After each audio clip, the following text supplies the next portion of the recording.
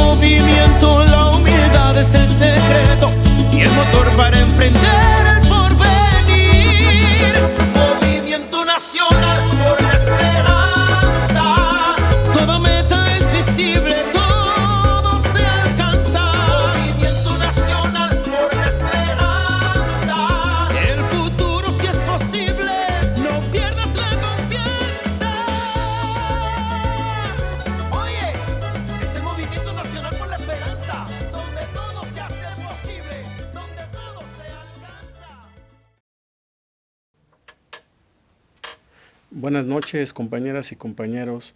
Les damos las gracias a todas las personas que nos siguen a través de las redes sociales y el día de hoy abordaremos los temas temas internacionales. Tocaremos el tema de la toma presidencial en Bolivia, la destitución del presidente peruano y los resultados de las elecciones en Estados Unidos. El profesor René Bejarano abordará los temas de la importancia de la aprobación del presupuesto de egresos y egresos de la Federación y acciones organizativas del Movimiento Nacional por la Esperanza. Se encuentra con nosotros la secretaria de Asuntos Internacionales, Itzel Ortega. También se encuentra con nosotros el presidente del Movimiento Nacional por la Esperanza, el profesor René Bejarano Martínez. A continuación, le cedemos la palabra a la compañera Itzel Ortega. Buenas noches a todos y a todas las compañeras que nos acompañan en la Asamblea Nacional del MN. El día domingo, Luis Arce asumió como nuevo presidente de Bolivia, lo que conlleva al regreso del movimiento al socialismo más al poder después del extendido mandato de facto de Jeanine Áñez impuesto tras el golpe de Estado, que desalojó al poder a Evo Morales. Un día después, tras 11 meses de exilio, Evo Morales y Álvaro García Linera regresaron a Bolivia, queridos, apapachados además por el pueblo boliviano. Los retos para el presidente Arce y su vicepresidente David Choquehuanca serán grandes. De inicio tendrán que enfrentar al menos 4 grandes retos. 1, la crisis económica, un problema que empeoró gravemente con la pandemia del COVID-19 y con la gran deuda además que conocemos actualmente que adquirió Áñez. La crisis política, en segundo lugar, de la que dependerá totalmente la gobernabilidad de la nueva administración, lo cual seguramente será más sencillo si tienen el apoyo de todos los que mostraron en la elección su voto hacia ellos. Tercero, la crisis sanitaria, que podría volver a mostrar su rostro más duro con una posible segunda ola de contagios, como está pasando en algunos países de Europa. Y por último, la crisis de la justicia, que en este último tiempo vimos cómo volvió a dar muestras de que se sigue moviendo con la propuesta de juicio que se inició en contra de Áñez.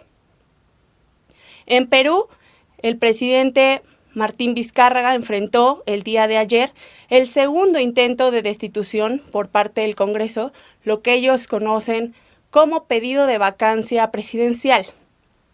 Este es el segundo intento de tratar de destituir a Vizcarra y este segundo intento se ha dado en tan solo un periodo de 2 meses, entonces un periodo muy corto. Este actual jefe de Estado peruano compareció frente al Congreso el día de ayer que va a decidir a través de votos pues, si se destituye o no. Él está siendo acusado por hechos de corrupción. Se le acusa de haber recibido $600,000 de sobornos en asuntos de obras públicas.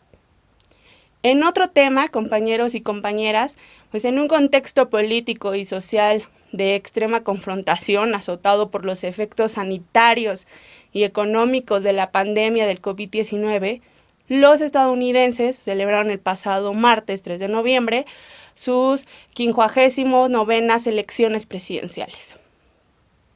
Estas elecciones estadounidenses registraron un muy alto nivel de participación, superior al 65%, y este es el nivel más alto registrado desde 1900. En cuanto a los resultados, John Biden se ha alzado con la victoria. Hasta el día de ayer, Biden contaba con un poco más de 75 millones de votos, lo que representa un poco más del 50% del total, mientras que el republicano Donald Trump había conseguido el apoyo de casi 71 millones de estadounidenses, lo que representa un 47.6%. Esos números lo convierten en el presidente electo con el mayor número de votos en la historia de Estados Unidos. Pese que aún falta la definición en algunos estados, Biden cuenta ya con más de 200 votos de los miembros del colegio electoral. Recordemos que la sesión pasada, la asamblea pasada, les comentaba que 270 son los votos necesarios, la cantidad requerida para ganar. Pues bueno, Biden ya tiene el superior a eso. Sin embargo, de momento, Trump no ha reconocido su derrota y ya han pasado 7 días de las elecciones. El presidente advirtió que en esta elección, pues aún está lejos de haber terminado. Como era de esperarse, reiteró su alegato de que hubo fraude y anunció que presentará numerosos recursos legales dirigidos a revisar el escrutinio en varios estados. Obviamente, Trump tiene el derecho a presentar todos los recursos que las leyes electorales le permitan y en consecuencia las instancias debidas también tendrán que revisar y contabilizar nuevamente los datos si así se solicita. Desde ahora hasta el 20 de enero, que será el día que se toma posesión de Biden como presidente número 46 de los Estados Unidos, pues sin duda se va a vivir una transición tensa. El Partido Republicano está en una encrucijada que pues pone en juego ahí su credibilidad y su futuro. Tiene dos opciones. Uno, apoyar a Trump, es decir, salir a reconocer los resultados y más bien ayudar a reconciliar al país. De los resultados de esta elección emergen muchísimas conclusiones, pero quizá la principal y la más preocupante es el alto nivel de polarización política que existe en la sociedad estadounidense. Una polarización que seguramente no va a desaparecer en corto plazo y además de esta polarización hay que agregarle también todos los efectos devastadores, la crisis múltiple que afecta a Estados Unidos. En este complejo contexto, el desafío para Biden en el plano interno son grandes. Primero, terminar con esta polarización, unir al país, reactivar la economía y controlar la pandemia en un momento en que hemos visto los niveles de contagio continúan muy altos. Tendrá asimismo la responsabilidad de reducir efectos sociales como las tensiones raciales que hemos visto a lo largo de este año y además restablecer el respeto y la credibilidad de las instituciones estadounidenses a lo interno y a lo externo. Entonces, en lo internacional, pues también se espera observar cambios. Si la política de Trump se caracterizó por America First, América primero, Biden deberá darle un enfoque más multinacional, con alianzas claves, consensos internacionales reales en torno a temas y agendas globales. En lo que respecta a nuestra región, América Latina, se espera una relación cuando menos más respetuosa y previsible, una que se pueda construir con ese gobierno, una agenda positiva que sea asentada en objetivos comunes y sobre todo basada en la cooperación. Biden no entra a un Estados Unidos sencillo, sobre todo, repito, considerando que los republicanos aún pueden mantener la mayoría en el Senado, así como la composición de la Corte Suprema de Justicia, que está marcada totalmente por conservadores.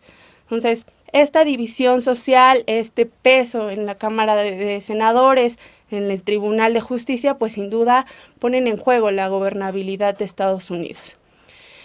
Este complejo escenario anticipa retos en materia de gobernabilidad, pero además, el discurso de Biden lo deja muy claro, él lo tiene muy claro, pero además da dos frases claves en este entendido, en su discurso del día sábado reconociendo su triunfo. y cito textual: "No voy a ser el presidente que divida, sino el que una". Y creemos que apunta en la dirección correcta.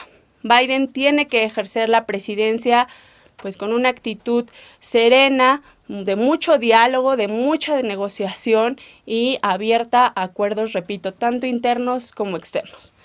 Esta fue una elección tensa, muy compleja y que deja a una población ciertamente dividida.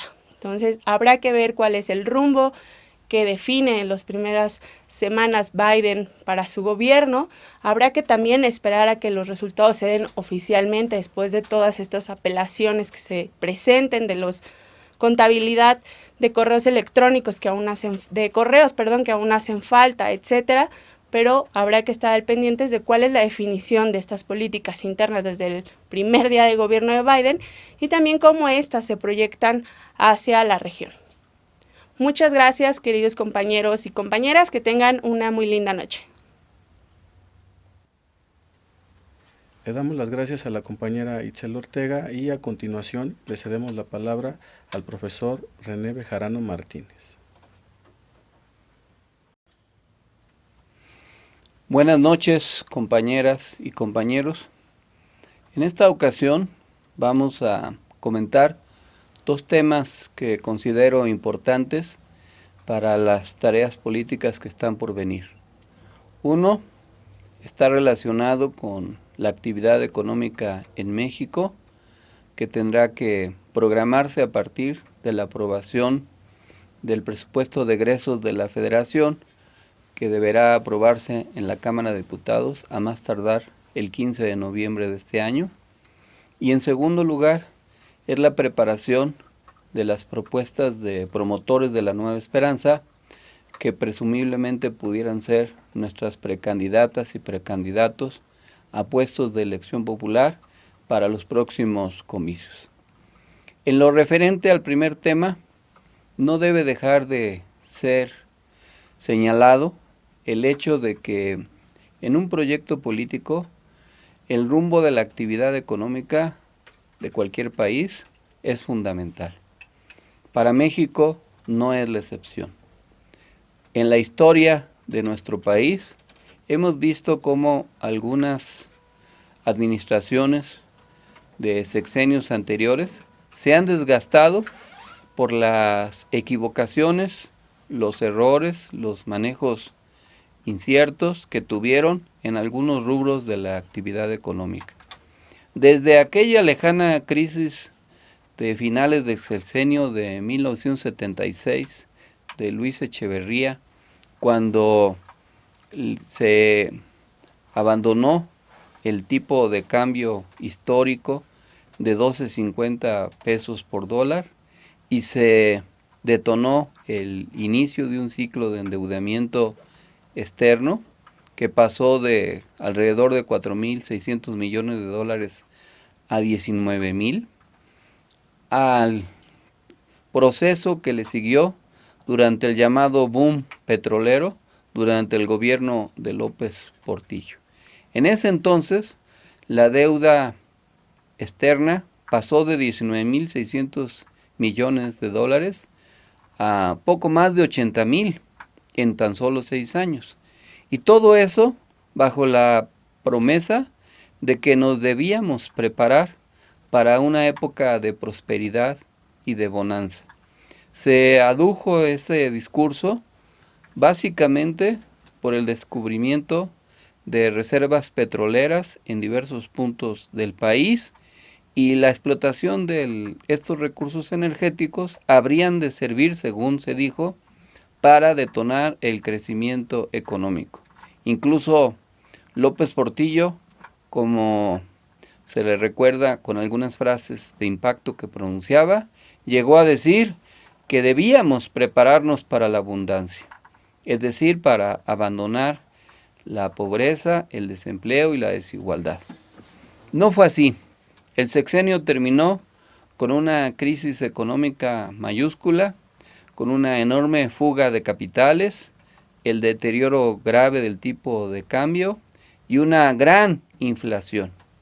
México vería con nostalgia aquellos periodos del milagro mexicano, del desarrollo estabilizador, del desarrollo compartido, cuando las tasas de crecimiento económico anual llegaban a ser hasta del 8%. En ese entonces fuimos padeciendo las consecuencias de una política económica errática, equivocada. ¿Y cómo olvidar aquellas políticas neoliberales que inauguró Miguel de la Madrid con los llamados recortes del presupuesto? Cuando se presupuestaba equivocadamente y se tenían que hacer ajustes presupuestales a lo largo del año. Salinas de Gortari, que entonces llegó a ser secretario de Programación y Presupuesto, llegó a ser mencionado como Salinas Recortari por todos esos recortes presupuestales que habrían de lesionar las finanzas públicas. O bien el error de diciembre de Ernesto Zedillo, tan luego iniciado su sexenio, a finales de 1994, que nos habría de dejar una secuela de mayor endeudamiento y mayor dependencia económica. Y podríamos seguir enumerando ese tipo de asuntos. La cuarta transformación requiere estabilidad económica. Requiere seguir funcionando en base a una política de austeridad, de planeación económica y de entrega de resultados con contenido social. Eso es lo que significa el presupuesto de egresos que se tiene que aprobar a mediados de este mes de noviembre. Se busca que no haya un mayor déficit público, que el gobierno no gaste más allá de sus ingresos.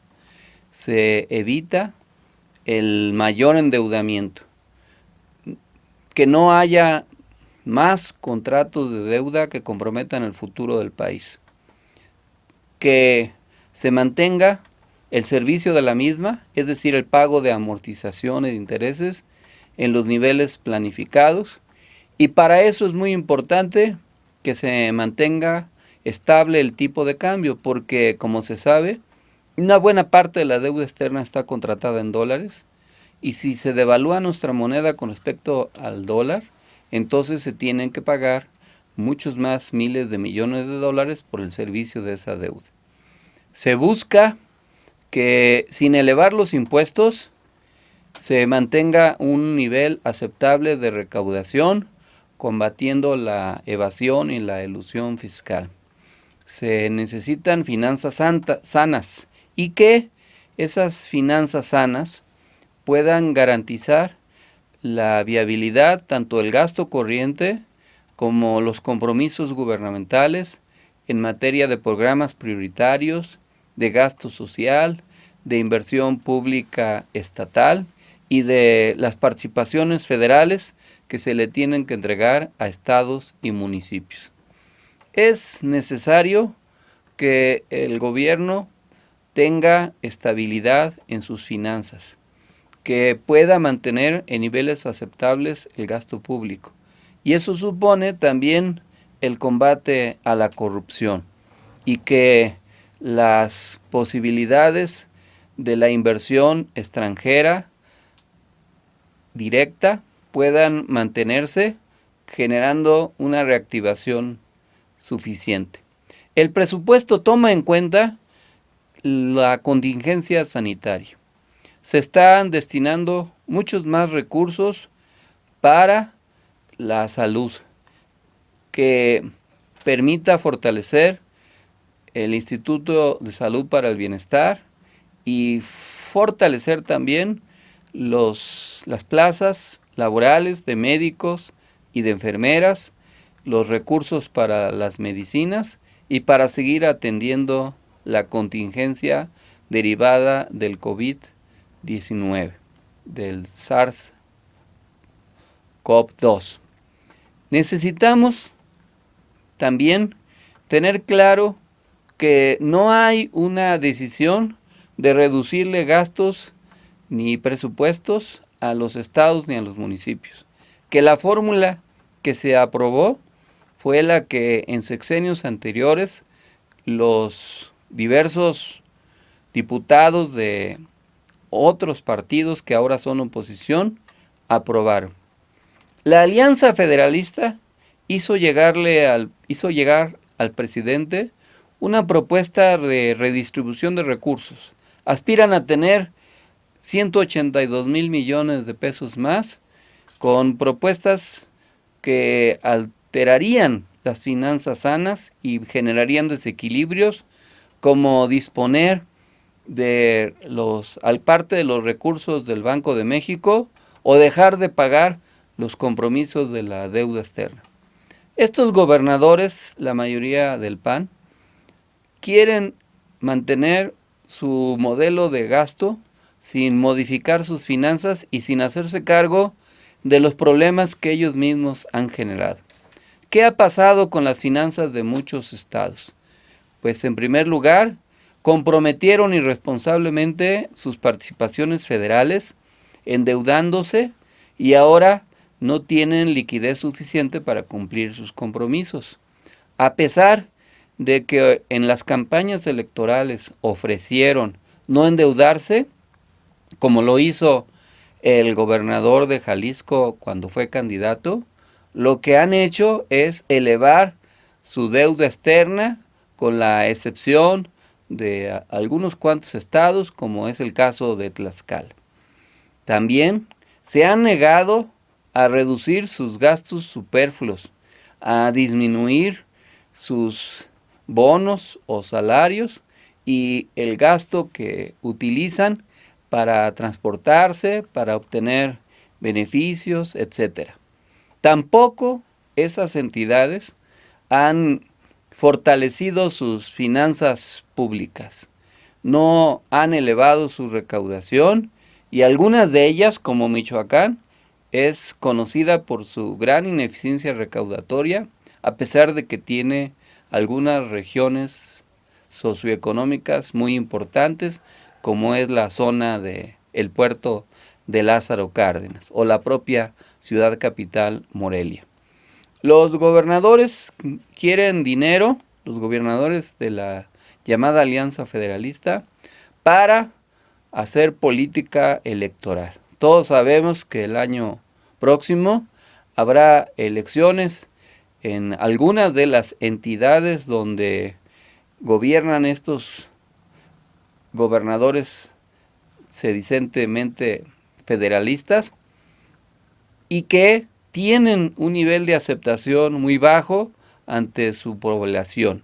Es el caso, por ejemplo, del Bronco en Nuevo León o de el gobernador de Colima, que se coloca en los niveles más bajos de aceptación gubernamental. Y les urge tener recursos para utilizarlos como política electoral. No se trata de discriminar a los estados, se trata de respetar el pacto federal y asegurar que los proyectos prosperen.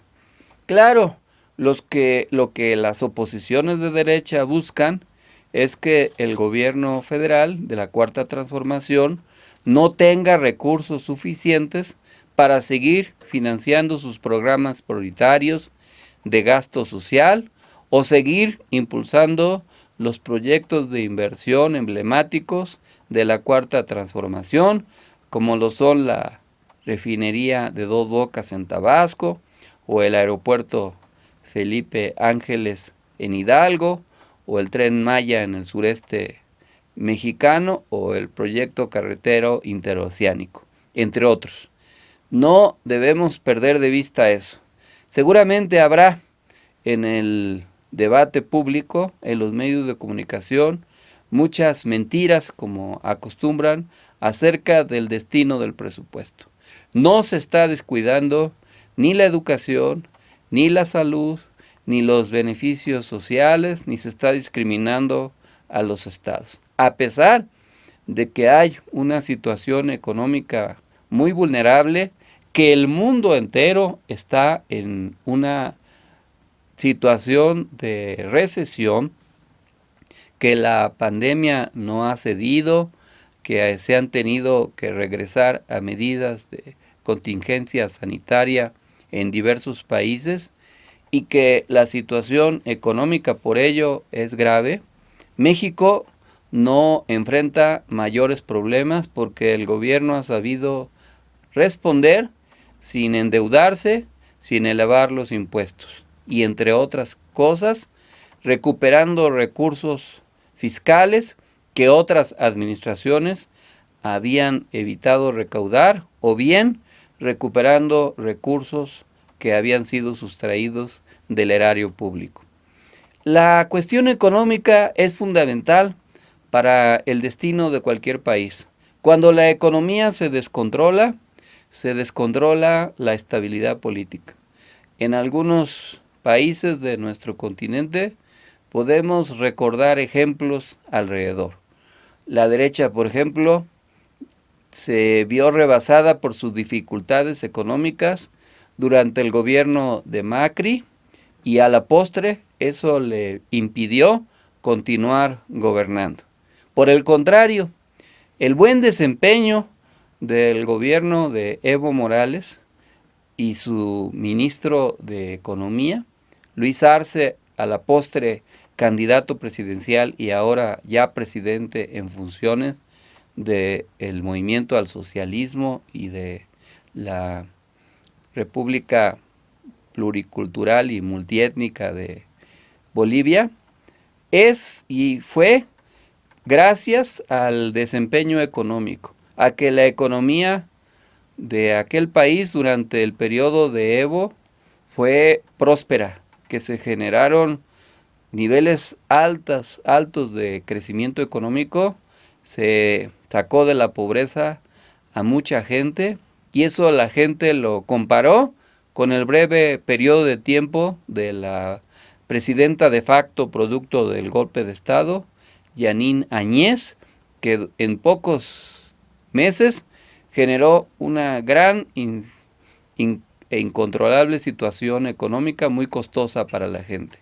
Por eso el destino de la cuarta transformación tiene que estar asociado a que la economía siga funcionando en los márgenes preestablecidos, que a pesar de las dificultades esto no se descontrole y que se pueda recuperar lo más pronto posible. Estamos seguros que la aprobación que se va a hacer del presupuesto va a servir para ello y que vamos a poder garantizar que la economía prospere adecuadamente. Ahora bien, estamos ya también en los prolegómenos de la etapa electoral y como equipo político de la Nueva Esperanza por el Buen Vivir tenemos que prepararnos para ello. Por fortuna ya se está estabilizando el partido Morena, ya se están tomando medidas para hacerlo competitivo y garantizar cumplir con las metas electorales, como es el caso de las alianzas que se tienen que acordar en plazos establecidos. Y también en la definición de precandidaturas. Ya se está convocando a registrarse, por ejemplo, en plazos determinados, a los que quieran ser precandidatos a diputados federales. Seguramente en las próximas semanas sabremos de las encuestas para los que van a ser los coordinadores estatales en los estados donde va a haber elección de gobernador. Necesitamos, por lo mismo, nosotros también prepararnos. Hemos venido realizando asambleas virtuales de los equipos en los estados y en las alcaldías de la Ciudad de México. Ya llevamos hasta la fecha 13 asambleas en otras tantas entidades y alcaldías. Y ya tenemos el calendario completo para realizar asambleas estatales o por alcaldía de la Ciudad de México en todas y cada una de las entidades y en todas y cada una de las alcaldías en el plazo que ya iniciamos y que concluirá el 17 de diciembre de este año. Nuestra intención es mantener la comunicación con todos los dirigentes, hombres y mujeres, a lo largo del país sin exponerlos a contagios.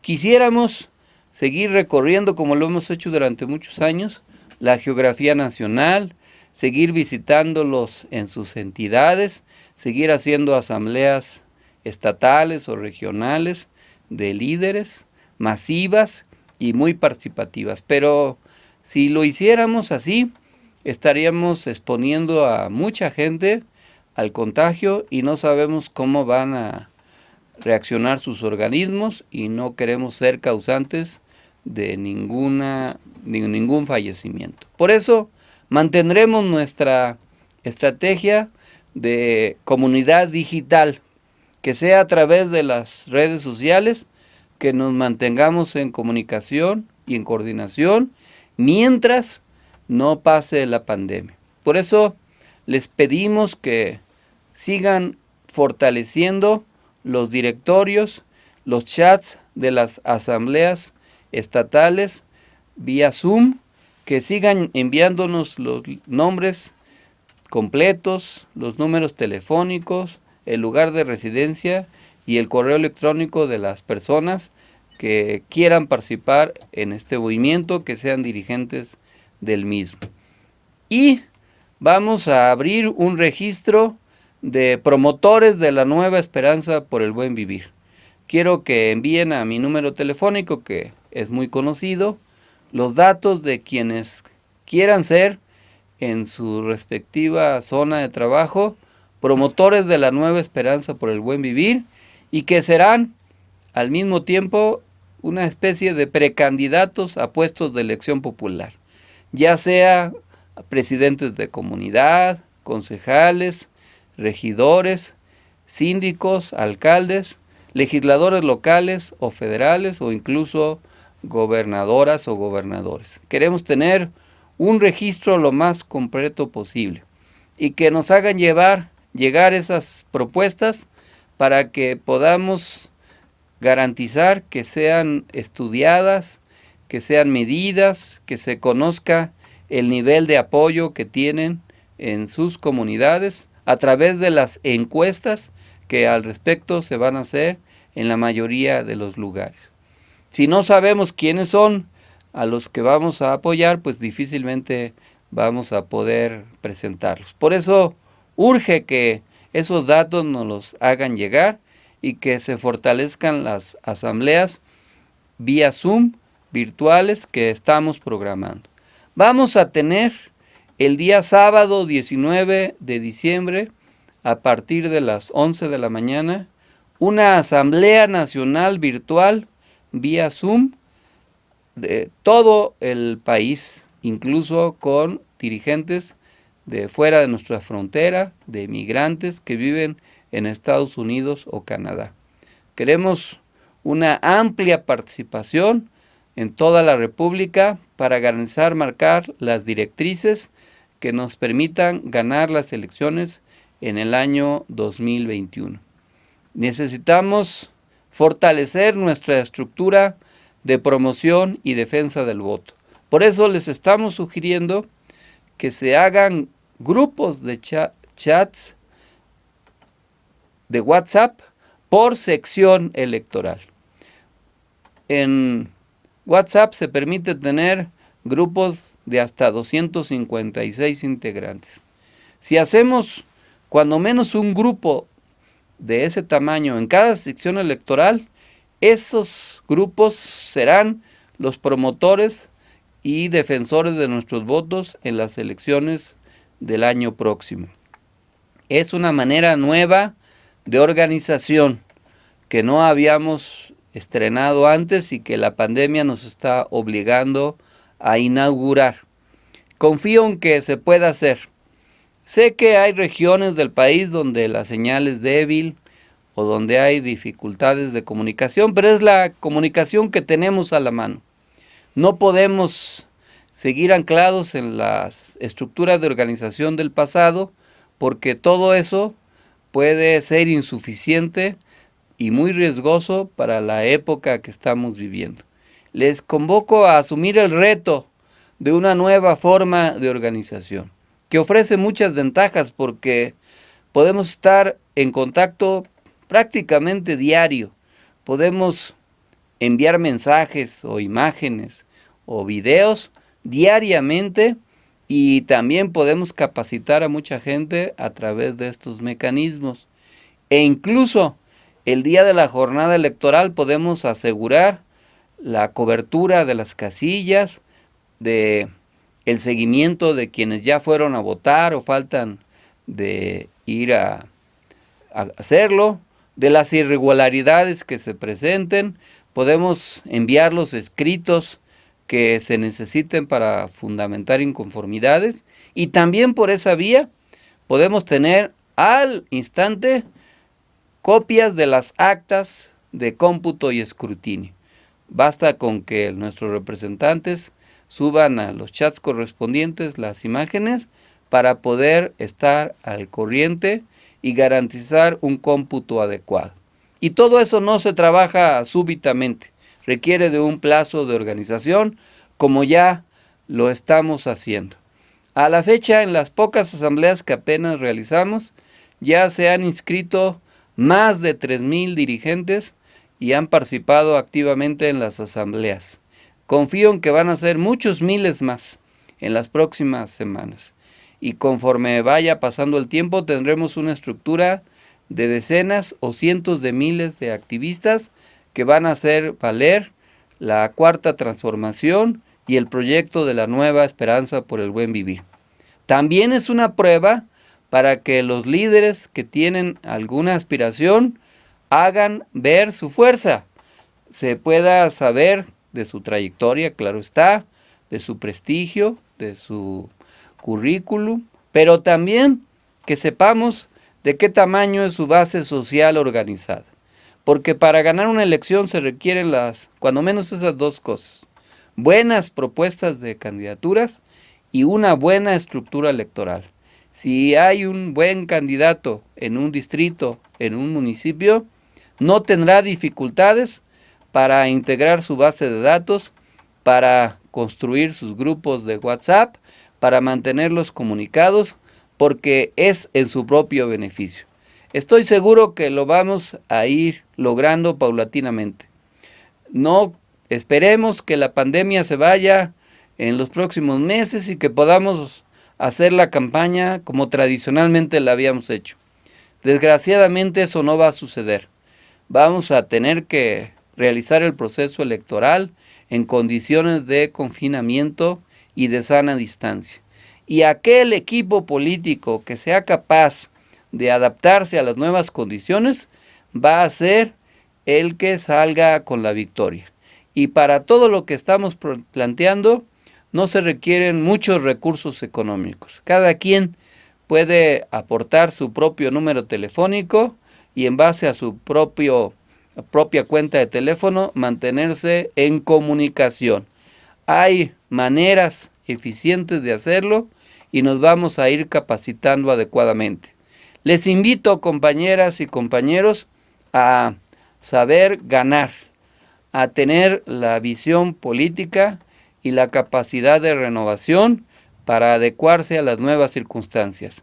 Confío en que así va a ser y además esta nueva forma de comunicación no será solamente para la actividad electoral, sino lo vamos a aprovechar, como ya lo hemos hecho, para la formación y capacitación política y para mantener informada a la gente, para combatir las mentiras, los rumores, las noticias falsas y también para lanzar iniciativas de coordinación y de trabajo. Tendremos que superar etapas del pasado que ya no van a volver. Yo recuerdo en mis primeros años de militancia que imprimíamos volantes en mimeógrafos, quizás los más jóvenes no sepan ni qué cosa es un mimeógrafo, y que andábamos repartiendo casa por casa, persona por persona, algunos volantes para darnos a conocer. Que luego hicimos folletos, hicimos visitas domiciliarias. Todo eso se puede seguir haciendo con medidas sanitarias, pero si tenemos a la mano las nuevas condiciones, si no tenemos que depender de los grandes medios de comunicación para hacer una estrategia horizontal de trabajo político, pues hagámosla. Vamos a hacer valer el buen vivir en base a una poderosa estructura de una gran comunidad digital. Vamos a trabajar. Los que no sepan pueden acercarse a los que ya saben. Los que no nos formamos en la época digital podemos aprender. Aprendamos de los jóvenes, incluso de los niños, que tienen una destreza sin igual para manejar tablets, teléfonos y aplicaciones de diverso tipo. Nadie tiene ningún impedimento de edad para aprender siempre y renovarse.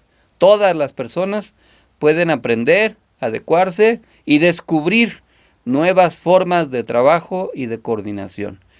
El Movimiento Nacional por la Esperanza va a mantenerse vigente porque sabrá adecuarse a la nueva realidad y vamos a seguir siendo un baluarte para la Cuarta Transformación. Así es que, compañeras, compañeros, a defender el proyecto económico de la Cuarta Transformación, a organizarse digitalmente más y mejor, a sumar gente a los grupos de WhatsApp por sección electoral, a los chats de coordinación para las asambleas virtuales, a inscribirse como promotores de la nueva esperanza por el buen vivir, para ser considerados como precandidatos y precandidatas, y a participar en la Asamblea Nacional del Movimiento Nacional por la Esperanza del próximo sábado 19 de diciembre a partir de las 11 de la mañana.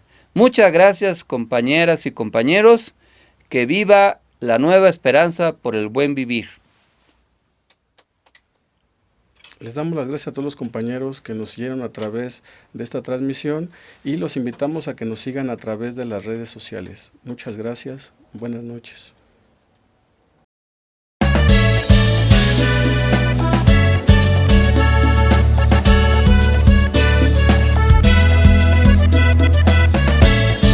Es un movimiento, una fuente de esperanza.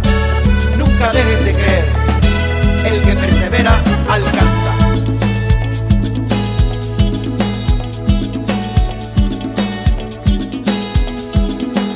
Ha llegado el momento, es el tiempo perfecto